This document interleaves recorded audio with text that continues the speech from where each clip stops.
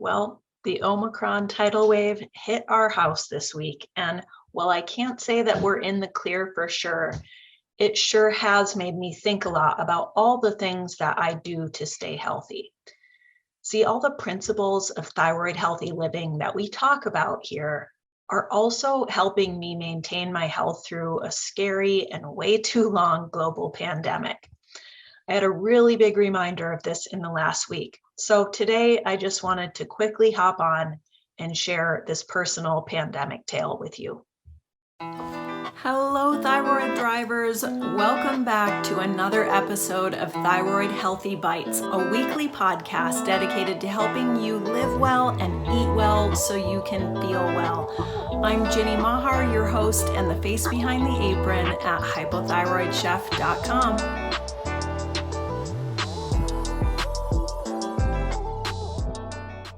All right, I've got a really fun episode coming at you next week featuring 5 thyroid healthy hot drinks. But for this week, a quick personal check-in. We're going to be talking about me and my family's experience with the virus, not in any way to tell you how to live your life or how to navigate this yourself, but to share what I hope is a story in which you might find some enlightening nugget of inspiration or information or just something relatable. I was inspired to share this with you because the last week gave me a really powerful reminder about why I'm so committed to this work of living and eating well so that I can feel well and so that ultimately I can be there for the people who matter and take care of my family. And in some ways, maybe even inspire them to do the same. So we'll discuss my 8 daily rituals of thyroid-healthy living. I'll give you a little backstory on what my life was like before thyroid-healthy living. We'll talk about how it has changed my health, where I'm at today, and what happened when COVID came to our house. I'll also be sharing a little bit about my personal experience with the vaccine. And finally, I want to connect the dots between my choices and my big why. All right, let's dive in. So what I'm really talking about when I reference thyroid healthy living is what I call the 8 daily rituals of thyroid healthy living.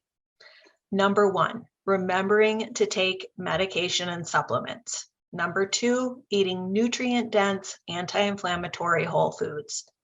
3, staying active without overdoing it. And 4, supporting our gut health and our immune system. 5, regular self-care and stress management. 6, avoiding dietary and environmental toxins. 7, fostering community support. And 8, prioritizing adequate and quality sleep. So when we stack those 8 daily rituals on top of one another, that's really what makes up the backbone of a thyroid healthy lifestyle. And the benefits of these practices and habits are not only to help us improve our health, but to help us maintain it. I'm living proof that they work, and I'm really one of many.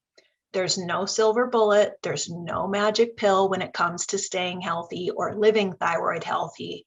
And truth be told, it took me years to reach a point where this lifestyle became my new normal. Sure, I'm always working on it and tweaking things. Sometimes I do go off track and have to course correct. And as you know, I've certainly had some failed experiments. But overall, those 8 daily rituals are the guiding principles that I use to maintain my health. I want to share a little backstory with you. Before I adopted a thyroid healthy lifestyle, I was sick all the time. I recently came across an old journal from during that time back in 2014 when I was cleaning out a closet.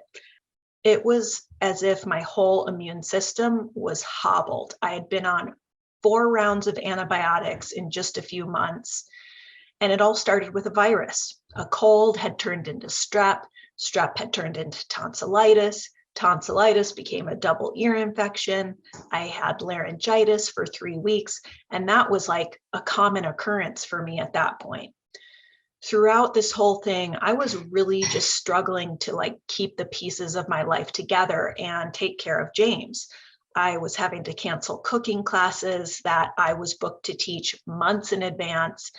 I remember this time well because it was traumatic and I was terrified, and going back and reading the words of that woman who was so scared and just didn't know what was going on and had no answers and no guidance and hadn't become informed and empowered at that point was moving. And it gave me this really clear appreciation for how far I've come.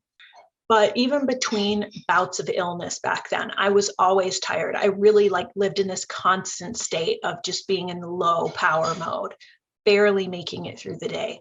It took everything I had to just kind of go through those activities of daily living, like getting showered, getting dressed, feeding myself, feeding my family, much less trying to continue working at all. When I would go to wellness checks with my doctor, she suggested that what I was going through was basically just the effects of getting older, that I should try eating less and exercising more, or because my TSH was normal, what I was going through had nothing to do with my thyroid. When I asked, she told me diet and lifestyle changes would not make a difference, and asked if I wanted to discuss antidepressants. But I really just knew that was not the problem. I went to a few different doctors, and I always asked, do you think this could have something to do with my thyroid? And they all dismissed my concerns. They just chalked it up to, you have a 4-year-old, it'll get better, and sure, that was part of it, but I really could not get well. And I knew that was not normal for me. It wasn't normal for me at all. I used to be a person who rarely, if ever, got sick. My body, though, was sounding alarm bells. I could hear them, even if nobody else could. And I ended up with this burning, fiery headache that lasted for weeks. And I remember driving myself to the ER crying, just so frustrated, so afraid. I was convinced I had meningitis. And I didn't. But what I had reached was rock bottom. That was the point where I decided that if no one else was going to help me get well, I was. So that's when I really started reading and educating myself. And ultimately, I found a better doctor. Now, with the help of this new whole health oriented doctor, I immediately started making diet and lifestyle changes, in addition to, of course, optimizing my medication and supplements and doing some root cause testing with her help. You can read that full story of how I reclaimed my health from Hashimoto's on my blog, but here's what I want to highlight for you today. That turning point happened back in 2015, and I haven't needed one round of antibiotics since.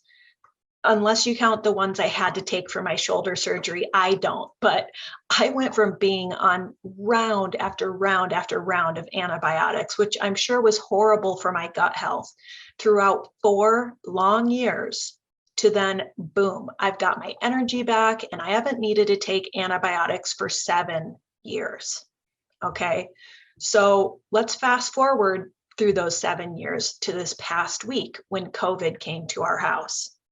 Here in Montana, we're a little bit behind the national curve, but the Omicron tidal wave has hit, and we kind of saw it coming a couple weeks ago when my son's elementary school started sending close contact letters to the entire student body because there were so many cases and so many friends were getting it, their kids were getting it. I mean, really were some of the last few people I know to get it. James had been fine throughout the week, but then Saturday morning, he woke up with just a nasty cold. We tested him and he tested negative with a home test kit. He had a mild fever, he had a super sore throat, and he had this awful barky cough. The whole day, I don't think he got off the couch. And James is really prone to croup. And I knew from the sound of that barky cough that he had all day that we were probably going to have a long night. We've been through this, so I knew there was a good chance he would wake up in the middle of the night saying, "Mom, I can't breathe." And that's exactly what happened. So when it did, I jumped out of bed and I went through our usual protocol of getting ibuprofen on board, giving him a little bit of ice water, and then we bundled up and we went outside to go sit in the cold air. And, it's January in Montana. So I was really proud of the way he stayed calm through it all. Now, in the back of my mind, I knew he might have COVID, even though the home test said he was negative. But there was just like no way I was going to send my kid outside in the middle of the night in Montana without my arm around him. So I really was close to him. I was close to him throughout the day. Luckily, our protocol worked and soon he felt better. So I took him down to his room, cranked the humidifier, kept his room cool, and he went back to sleep. I knew my exposure level was already high. And I just felt like, you know what, it's too late to prevent it. And I let my guard down and I slept in his bed that night. Now, remember, he had that negative test result. And I should also add that we have the ability to stay at home. My husband is a retired helicopter pilot. I work from home. And obviously, James is home from school until he's symptom free. Also, we've had a couple visits to the ER for croup over the years, which was something I really wanted to avoid. And any parent who's been through that knows that it's pretty scary. And I was in full hypervigilant mama bear mode. So I'm not saying sleeping in his bed was the best idea or the right idea, but that's what this mom needed to do. I really just had to stay close to my son and monitor him because he was having airway issues. So sure enough, the next day we did another home test kit and it lit up like a Christmas tree. It was positive. When you see that for the first time, and this is the first, we've done several tests throughout the last, more than 2 years. This was the first positive one that I've seen. And it's hard not to get hit with like a little wave of anxiety. I mean, I knew the statistics were in our favor, but it just seems like at this point, we've all been touched by the losses and the health complications and the scary news stories about COVID within our circles. Just a personal note, I am vaccinated along with my family. We had all been vaccinated and or boosted back in December. A lot of you reached out with questions about the vaccine back in the early days of the pandemic. So I had New York Times bestselling author and thyroid expert Mary Showman do some research and write an article about that back when Hypothyroid Chef was Thyroid Refresh. So then, as now, the personal conclusion that I came to based on Mary's expert input was that the risks of the vaccine for thyroid or autoimmune patients were far less than the risks of catching COVID and getting very ill or ending up with long COVID. And, remember, as I covered in the beginning, I've had some rough times with not being able to recover from viral illness. So my personal decision to get vaccinated was not a difficult one for me to make. I did feel like I had an autoimmune flare for about 2 weeks after the first shot. But since then, I've just had brief, pretty normal reactions to the following 2 shots, like a day or 2 of fever, aches, and fatigue. So whether or not to get the vaccine is 100% your decision to make. If you do want more information about it, you can find Mary's personal vaccine experience and more information on the COVID-19 vaccine for hypothyroid and Hashimoto's patients over at palomahealth.com. During the next couple rough days and long nights for James, the antidote to my anxiety was hinged on a few things. First was, trusting whatever protection the vaccine offered us. Second was really leaning on texts and phone calls with friends, some of who are medical professionals, and also leaning on the advice of medical professionals, calling James's school nurse, talking to his doctor's office and things like that, taking preventive measures, to prevent another croup attack. Like we woke James up in the middle of the night to give him some ibuprofen. That is something that just worked and has seemed to work for him in the past. And then finally, what helped me was just trusting in my thyroid healthy lifestyle practices, which have granted me a really vastly improved state of energy and health. From doing things like doubling up on my vitamin C and D and being religious with my other supplements, to sipping bone broth, avoiding sugar, loading up on colorful veggies, to reaching out for support, to resisting the urge to binge watch Ozark until 1 a.m., to supporting my son and my husband in their own health boosting practices. We all made it through the week. By Tuesday night, James had really turned a corner. He was back to his silly, happy self, asking to go back to school, which is probably the most abnormal thing for him. He's still a bit symptomatic today, which is day 6, but his cough and sore throat are dying down, and he hasn't needed any meds in about 48 hours. So he seems to be, thankfully, making a speedy recovery. As a mom, my shoulders have dropped quite a bit, and that tight ball of anxiety and worry in my chest has eased its grip. So I'm sleeping a little bit better now, but still kind of tired out from the week. Honestly, I have no idea what's to come. I mean, my husband or I could get taken down with this next week, but it was impossible for me not to think a lot throughout this about my thyroid healing journey and what it's taught me, what it's forced me to learn, even just to take better care of myself. And in doing so, I'm able to take better care of my family.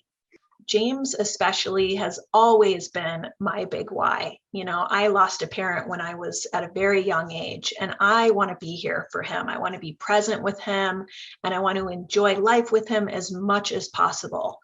So, I know this thyroid healing journey is not easy. I live it. I know this, and I see you. I know that it's hard. There are days when it literally hurts not to be able to just live and eat like a normal person. And it's painful to experience that. It's painful to notice how we struggle in ways that others don't. But this journey has also turned me into a biohacker and a health ninja and a better person and a stronger person and a more compassionate person. And ultimately, it's made me a thyroid thriver. Now, there's a lot of wackadoodle stuff out there surrounding the pandemic, and I'm not here to judge or to argue or to tell you how to defeat this virus or how to live your life.